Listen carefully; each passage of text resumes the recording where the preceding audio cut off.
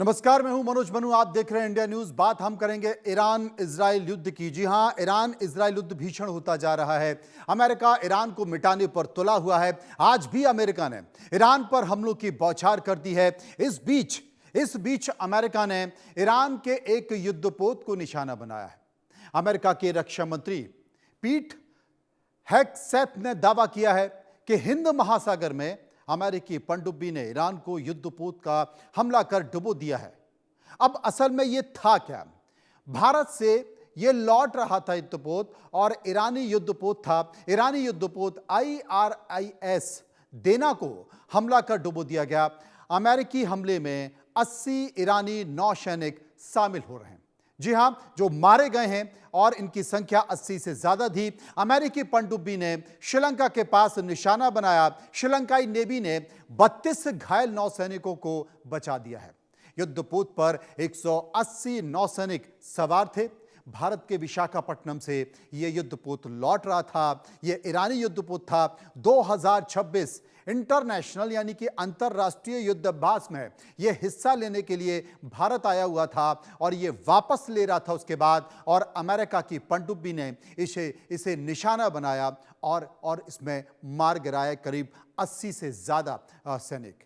Iran के युद्धपोत को मार गिराने के बाद अमेरिकी रक्षा मंत्री हेगसेथ ने क्या कहा है वो भी आपको बता देते हैं। द्वितीय विश्व युद्ध के बाद पहली बार किसी पनडुब्बी ने जहाज को डुबोया है। अंतरराष्ट्रीय जल क्षेत्र में खुद को सुरक्षित मान रहा था यह ईरानी युद्धपोत को टारपीडो से डुबो दिया गया है। ईरान के इस युद्धपोत का नाम सुलेमानी था।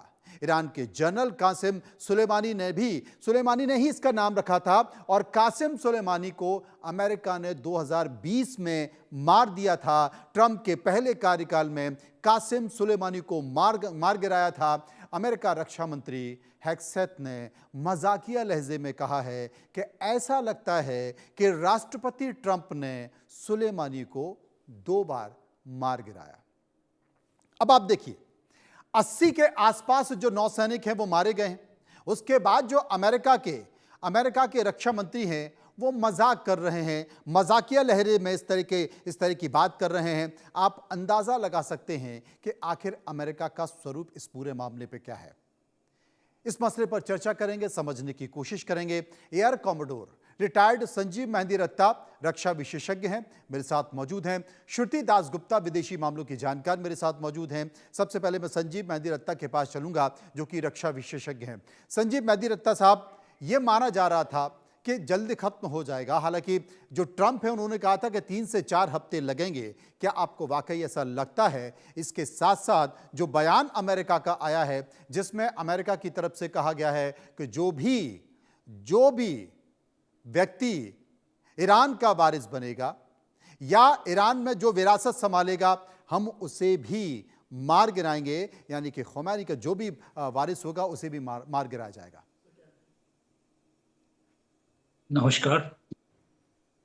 ये युद्ध जल्दी खत्म इसलिए नहीं होने वाला है क्योंकि अगर उनकी मिसाइल्स आप पूरी खत्म भी कर देंगे, उनकी इंडस्ट्री भी खत्म कर देंगे, तब भी जो उनकी ड्रोन्स हैं जो बहुत सस्ती बनती हैं और उनको मार गिराने के लिए बहुत महंगा इस्तेमाल होता है अमेरिका का और इजराइल का, और वो ड्रोन्स उनके पास हजारों में हैं। आप बोल सकते हैं 80,000 के करीब हैं और सब अंडरग्राउंड टनल सिस्टम है ईरान में बहुत बड़ा। ईरान बहुत बड़ा देश है, इराक से भी 4 गुना बड़ा देश है। तो जब आप कहते हैं कि अमेरिका ने सोचा कि हम 4 दिन में इन्हें खत्म करके और रिजीम चेंज कर लेंगे, तो उनके मन में यही था कि हम इजरायली पॉपुलेशन को सपोर्ट देंगे और वो जल्दी से रिजीम चेंज के हालात बन जाएंगे और वो टेक ओवर कर लेंगे। और खोमेनी को मारकर उन्हें लगा कि हमने अपना काम कर लिया, अब शायद वो हो जाए। मगर शायद उन्होंने मिस कैलकुलेशन किया कि इतनी जल्दी से ये हो जाएगा, क्योंकि IRGC काफी स्ट्रांग है वहां पर और उन्हें उम्मीद यही थी कि उन्हें ज्यादा लंबा युद्ध नहीं करना पड़ेगा। मगर ऐसा प्रतीत नहीं हो रहा है, शायद इसलिए क्योंकि जब उनकी रेवोल्यूशन चल रही थी इंटरनल और 2500 के करीब लोग मारे गए थे IRGC के द्वारा, शायद उस वक्त अगर अमेरिका ने जब कहा था कि हम आ रहे हैं आपकी मदद के लिए, आप अपना काम करते रहिए ईरानियन पॉपुलेशन को, उस वक्त का थोड़ा टाइम का मिसकैलकुलेशन लगता है। उस वक्त अमेरिका तैयार नहीं था, और कुछ समय डिले करने के बाद वो आए, और तब तक एक रेवोल्यूशन का वो जितना मोमेंटम था वो खत्म हो गया। और अभी माहौल फिर से बनाने की कोशिश की जा रही है। अब कितना समय लगेगा वो आप देखिए, लेकिन जो उनके ड्रोन्स हैं और जो उनकी लड़ाई है वो खत्म होने वाला तो इतना जल्दी नहीं है। ट्रम्प खुद ही 4 से 6 हफ्ते और उसके बाद भी रेडी हैं कह रहे हैं। मगर ऐसा लगता है कि उनकी जो ड्रोन्स की संख्या है और उनकी जो क्षमता है और ड्रोन्स बनाने की, सस्ती ड्रोन्स बनाने की, जिन्हें मारने के लिए आपको महंगा डिफेंस चाहिए होता है, वो चलता रहेगा काफी समय तक। ये वॉर सिमर करती रहेगी। अभी जो उनका दूसरा सन है जिनको उन्होंने डिसाइड किया है उनको दोबारा सुप्रीम बनाने के लिए, वो तो ऑलरेडी सैंक्शन है अमेरिका से, और इसराइल तो कह रहा है हम उन्हें भी मार देंगे। वैसे भी वो थोड़ा कंट्रोवर्शियल फिगर है। वो उनका कॉन्स्टिट्यूशन में कोई ऐसा रोल नहीं है, रोल मैंने उनका कोई पद नहीं है, लेकिन पीछे से वो काफी काम करते हैं। आईआरजीसी का पूरा कमांड रखते हैं अपने ऊपर, अपने पास। और उनके पास काफी पावर इसलिए है क्योंकि वो पावर ब्रोकरिंग का भी काम करते हैं।